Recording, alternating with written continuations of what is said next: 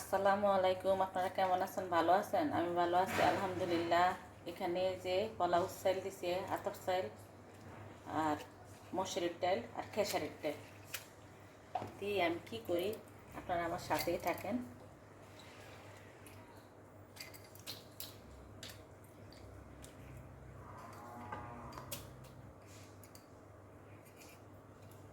বিসমিল্লাহ।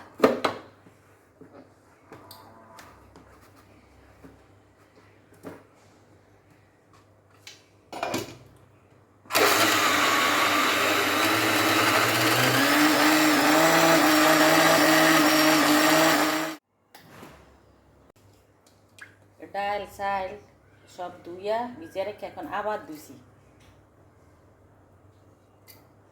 এটার সাথে মরিচ দিব, কাঁচামরিচ। এই যে কাঁচামরিচ দিলাম।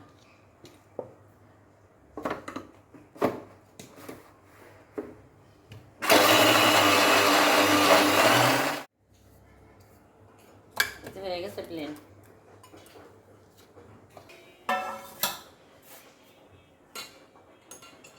এই যে হলুদের গুঁড়া দিলাম, লবণ দিলাম,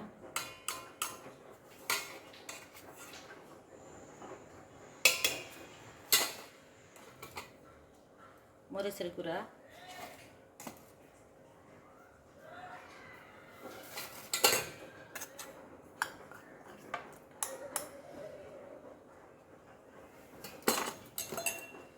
এই যে জিরা ধনিয়ার গুঁড়া,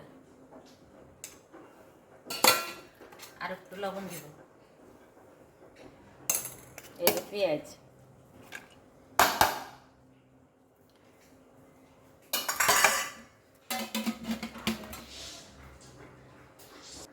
এই দিলাম আদা, আর দিলাম রসুন,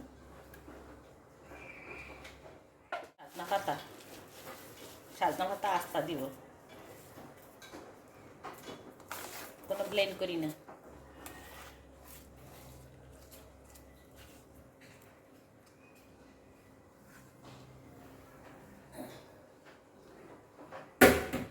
আলু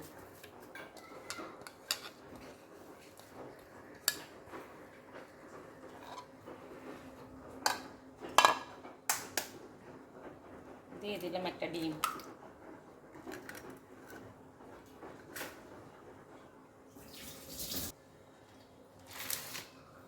দিলাম সামান্য একটু ময়দার গুঁড়া, এটা না দিলে একটু আঠা হইতো না।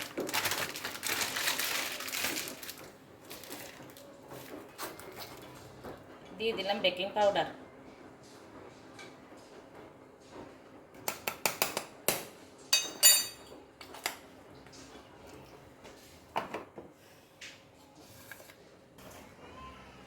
এই যে এখন মেখে নিলাম, সব কিছু দেওয়া হয়েছে।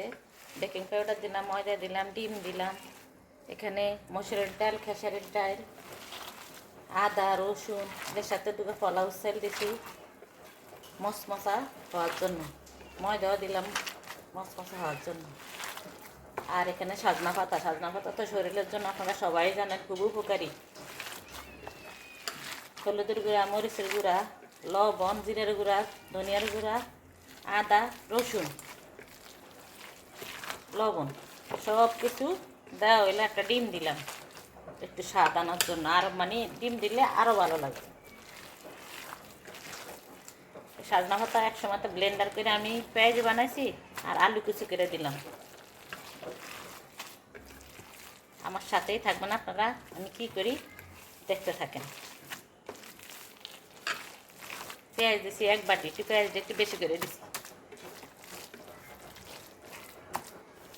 কাঁচামরিচ দিলাম 6-7টা, মরিচের গুঁড়ো দিছি একটু, এতগুলি এর মধ্যে একটু ঝাল না লাগলে ভালো লাগতো না।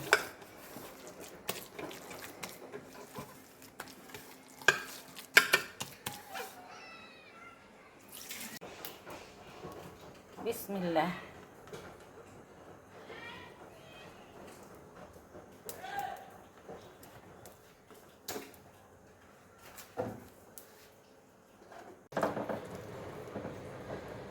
টিক্কার মতো বানাবো, ওই যে বাজারও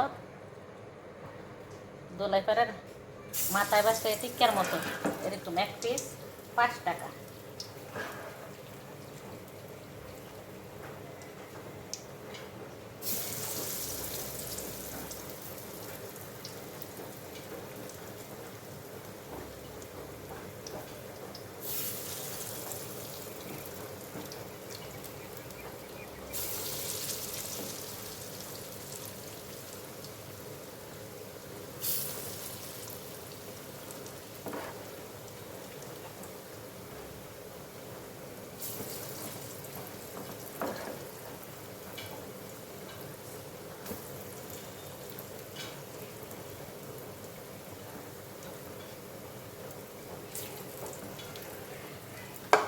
করুক আস্তে আস্তে।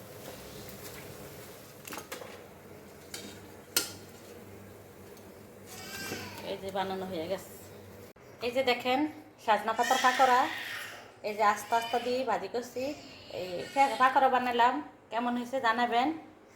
আর খুবই মজাদার পিঠা পাকোড়া। তার মাধ্যমে একটু ভুল ত্রুটি হয়ে যায়, ক্ষমাদের সাথে দেখবেন। বাচ্চা কান্না করে তো তাড়াহুড়া করতে আসি।